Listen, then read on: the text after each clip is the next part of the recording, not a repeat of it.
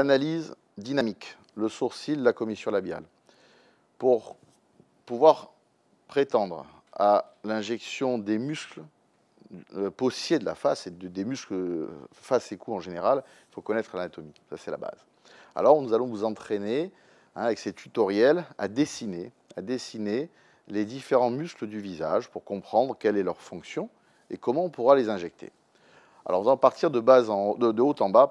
Alors, souvent, je prends un point qui est dans la région médio-frontale, strictement médian, et nous allons dessiner. C'est la première chose que je vous conseille. Vous devriez suivre en le faisant sur votre confrère, consoeur, petit ami dans tous les cadres. Voilà.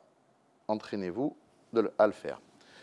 Ce trait médian, strictement frontal inférieur, correspond approximativement à la jonction entre les deux muscles frontaux qui sont collés l'un à l'autre, le droit et le gauche, sont collés l'un à l'autre dans la partie frontale inférieure. Et après, je vais vous demander de retourner vers moi. Et ensuite, on va dessiner, alors c'est très hypothétique et approximatif, mais globalement, on va dessiner un V. Un V qui, cette fois-ci, va correspondre à la division du muscle frontal droit et gauche, même si lorsqu'elle contracte, hausser les sourcils, on a des rides au milieu, mais ces rides sont créées par la contraction synchrone des deux chefs droit et gauche du frontal. Pour avoir fait plus de 2000 dissections, il n'y a quasiment jamais de muscle frontal dans la partie haute. Ils sont collés ici, en partie basse, et en haut, il y a ce diastasis entre le frontal droit et gauche. Donc, ce n'est pas dangereux d'injecter là, mais ça n'apporte pas grand-chose puisqu'il n'y a quasiment plus de muscles. Et la partie externe, le bord externe du muscle frontal correspond approximativement à ce que nous avions dessiné tout à l'heure, c'est-à-dire la crête temporale. Donc, voilà, dessiné donc pour vous entraîner. Vous palpez la crête temporale. Si vous avez des difficultés, vous demandez au patient de contracter, serrez fort les dents. Vous sentez la contraction musculaire sous votre doigt. Et à la partie supérieure de la contraction, eh bien, vous allez dessiner le bord supérieur, le bord externe du muscle frontal. Donc voilà, globalement, frontal droit, frontal gauche, seul muscle élévateur du sourcil. Il n'y en a pas d'autre. L'occipital en arrière, c'est très théorique. Ça reste le seul muscle élévateur. Et ce muscle va lutter contre la gravité, puisque quand on est debout, l'ensemble des structures molles ont tendance à suivre la direction, bien sûr, de la gravité. Donc, si on veut garder le sourcil en bonne position, il faut garder un tonus de base du muscle frontal.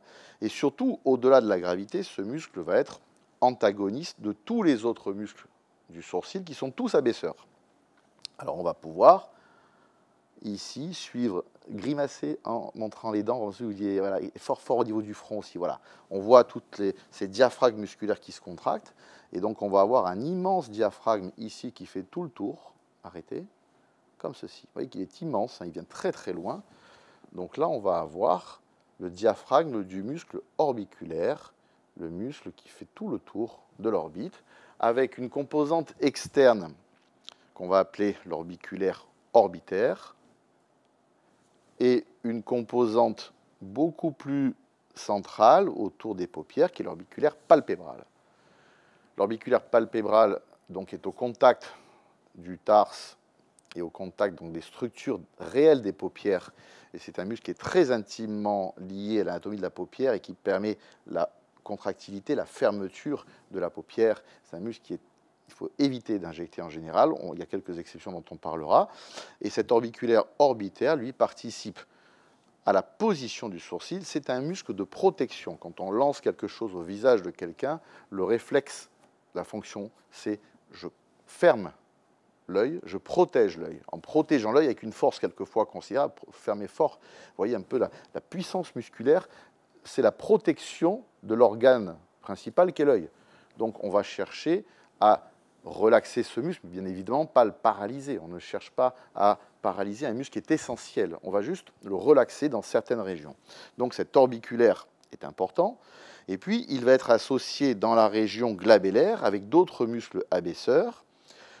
On va avoir le muscle procérus ou pyramidal, qui est un muscle pair paramédian symétrique qui a une insertion au niveau de la tête du sourcil et qui vient ici en paralatéronasal sur l'os propre du nez.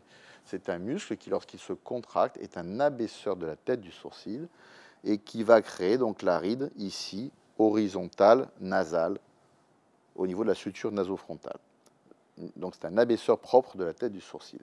Par opposition aux corrugators, qui auront cette action-là, les corrugators, qui eux vont approcher les têtes de sourcil et les abaisser. Alors pour juger de la position d'un corrugator, on considère que globalement, par rapport à la suture nasofrontale, 1,5 cm de la suture et environ 5 mm du cadre orbitaire, on ne tient pas compte du sourcil, on aura la tête du corrugator, c'est-à-dire l'insertion profonde périostée. Et dans le parcours, dans le chemin du sourcil, et pas 1 cm au-dessus, jusqu'à la contraction, lors de la contraction, l'adhérence cutanée ici, la petite dépression cutanée lors de la contraction, c'est l'insertion cutanée du corrugator. Et voilà, un muscle corrugator, c'est ça. Donc ce n'est pas 1 cm au-dessus. En français, on l'appelle le muscle sourcilier, c'est le muscle du sourcil. Et donc c'est un muscle que l'on va retrouver ici, à cette position, aussi basse que ça. Il est vraiment à la lisière supérieure du sourcil. Toutes les injections qui se concentreront à 1 cm au-dessus du sourcil toucheront le muscle frontal et jamais le corrugator. Et quelles que soient les dissections que j'ai faites, j'ai toujours trouvé la même chose. Hein. C'est pas... Donc on a ici procérus, ici corrugator. Donc voilà les muscles qui sont globalement les antagonistes du muscle frontal. Le frontal élève, les autres muscles abaissent et concentrent en diaphragme la contraction autour des yeux. On va descendre le plan de nos dessins pour s'intéresser à la région, puisqu'on est ici sur l'orbiculaire, à la région du nez par exemple. Souriez, grimacez, et vous allez voir que lorsque l'on sourit, donc nous contractons la partie haute ici, ça reste de l'orbiculaire, mais il va y avoir aussi, vous voyez, une élévation de l'aile narinaire associée à une chute de la pointe du nez, au sourire extrême. Alors ça, c'est lié à plusieurs muscles que l'on va détailler. Donc nous avons le levator labii, l'élévateur de la lèvre, à l'aquenasie et de l'aile du nez. Voilà, ça c'est un des muscles qui va participer à l'élévation de l'aile du nez. Associé au transverse du nez, qui lui fait le tour. Et donc, un abaisseur de la pointe du nez, qu'on appelle le dépresseur septinasie. Et donc, l'association et la contraction synchrone des élévateurs de l'aile du nez et de l'abaisseur de la pointe va entraîner cette chute et l'élévation latérale, un petit peu en aile de papillon, liée à ce levator labii, à l'aquenasie, associé à l'orbiculaire, on a vu, au niveau de la partie haute de ce qu'on appelle les bunny's lines. Enfin, d'autres élévateurs de la lèvre, il y a le levator labii superioris, hein, qui est profond, le canin, qui est un muscle qui va élever et montrer la fosse canine, hein, c'est le muscle canin, donc qui sont des muscles qui sont dédiés à la lèvre supérieure, et partant du même plan que l'orbiculaire, on va avoir un petit muscle assez gracile qui va aller jusqu'à la partie latérale de la lèvre supérieure, qui est le petit zygomatique, par opposition à un muscle qui est beaucoup plus profond dans son insertion externe, puisqu'il est au contact de l'os, et qui va être le réel élévateur de la région paracommissurale, au niveau de ce qu'on appelle le modiolus, qui est ce point qui est en gros à 1,5 cm de la commissure, qui est le point de convergence de tous les muscles du sourire latéral. Et ici, nous allons retrouver ce qu'on appelle le grand zygomatique. Alors, ce grand zygomatique peut être quelquefois bifide, hein, il arrive qu'il soit décussé, on peut le retrouver un peu comme ceci, souvent, d'ailleurs il est souvent décussé, mais globalement, le vrai élévateur, c'est lui. Le petit zygomatique a une action assez limitée. Et le grand zygomatique est profond, très profond dans sa partie haute, traverse toutes les parties molles pour devenir plus superficiel au niveau du modiolus, mais on a rarement l'occasion d'avoir de diffusion en injectant ici, parce qu'il est vraiment très profond. Les diffusions de toxines peuvent toucher le petit zygomatique, quand on injecte la patte de doigt, quasiment jamais le grand zygomatique. Donc voilà les muscles mid-face, l'ensemble des muscles du nez, procérus, orbiculaire, levator labii à l'aquenasie, levator labii superioris, le canin, le petit zygomatique, le grand zygomatique, le dépresseur septinasie. Enfin, autour de la lèvre, un muscle circulaire. Alors, comme on a vu l'orbiculaire des paupières, on a l'orbiculaire des lèvres, hein, l'orbicularis labii, qui lui aussi va venir contracter des véritables intersections musculaires au niveau du modiolus avec l'ensemble des muscles du sourire latéral. C'est le muscle de la fermeture labiale, fait comme pour siffler, ou, voilà, un petit peu comme ça. Voilà. Donc ça, on contracte et on crée les rides en code barre, mais c'est aussi la mobilité de la lèvre, aussi bien vers l'inversion que vers l'éversion. Et c'est un muscle qui est un protecteur de la cavité buccale, donc des voies aérodigestives supérieures. Idem, auparavant, si on en suit la théorie de Darwin, les muscles périnasaux étaient là aussi au départ pour fermer les narines. L'idée, c'était quand vous mettez la tête dans l'eau, ben, vous fermez tous les orifices, les yeux, le nez, la bouche. Aujourd'hui, on vit quand même beaucoup moins dans l'eau, donc le nez, regardez quand même globalement, même s'il y a des petits muscles orbiculaires, il est quand même globalement ouvert, mais en tout cas, bouche et les yeux, la bouche et les yeux ont gardé ces fonctions primaires de fermeture des cavités par ces muscles orbiculaires. L'orbiculaire labii, et on va retrouver, opposé à notre grand zygomatique, un muscle triangulaire qui part du modiolus, triangle à base inférieure, qui est l'abaisseur puissant ici de la commissure labiale qu'on appelle le dépresseur anguli oris. Voilà le dépresseur anguli oris qui est l'abaisseur principal de la commissure.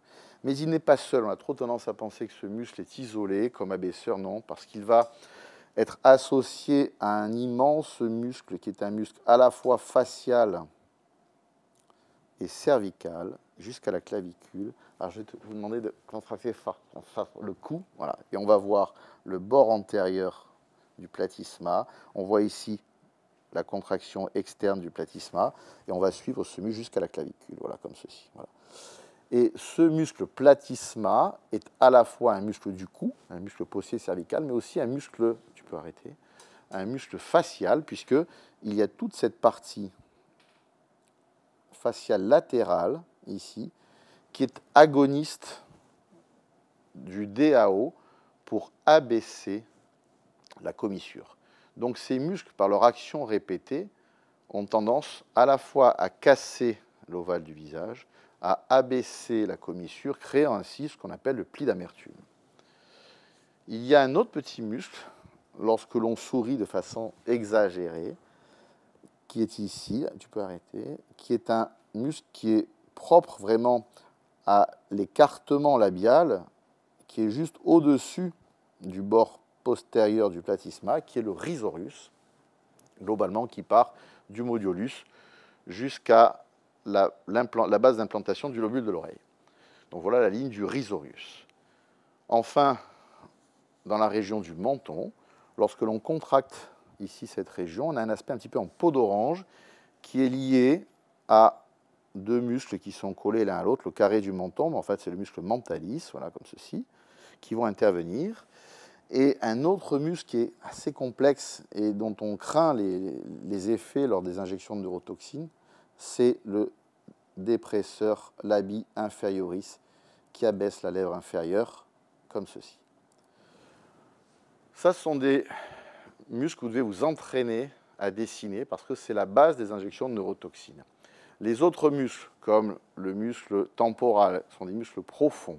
Le muscle masséter est un muscle profond, ce ne sont pas des muscles possiers. Ils ne participent pas aux rides. Ils participent au volume, ils participent à la manducation, à l'élévation de la mandibule, à la mastication, mais en aucun cas ils ne participent vraiment à l'esthétique en tant que rides. Un trop gros volume de muscle temporal va créer une bosse temporale, un trop gros volume de muscle masséter créera un élargissement du bas du visage, mais en aucun cas, ça ne créera de rides. Les rides, ce sont les muscles possiers, et les positionnements des deux points d'équilibre que sont le sourcil et la commissure dépendent de ces muscles possiers, et c'est cela qu'il faut connaître. Donc voilà l'ensemble des muscles possiers que vous avez à connaître dans cette région, en sachant que ce n'est pas un possier traditionnel, mais qu'on doit en parler, fermez les yeux s'il vous plaît, voilà. Vous allez avoir, ouvrez les yeux, fermez, voilà. Il y a un petit muscle ici en profond, hein, qui est le levator palpebrae, le levateur, hein, de la paupière. Ouvrez les yeux, qui lui, si jamais il est touché, va entraîner ce fameux ptosis palpébral. Hein, c'est un muscle vraiment de la paupière supérieure et qui peut, lorsqu'il y a une diffusion, entraîner ce petit déficit d'élévation de la paupière supérieure avec ce qu'on appelle le ptosis palpébral, qui n'a rien à voir avec le brow ptosis, hein, la chute du sourcil, qui est liée à une atteinte du frontal. Hein, donc il ne faut pas confondre les deux. Voilà à peu près, globalement, les dessins que l'on peut faire au niveau musculaire.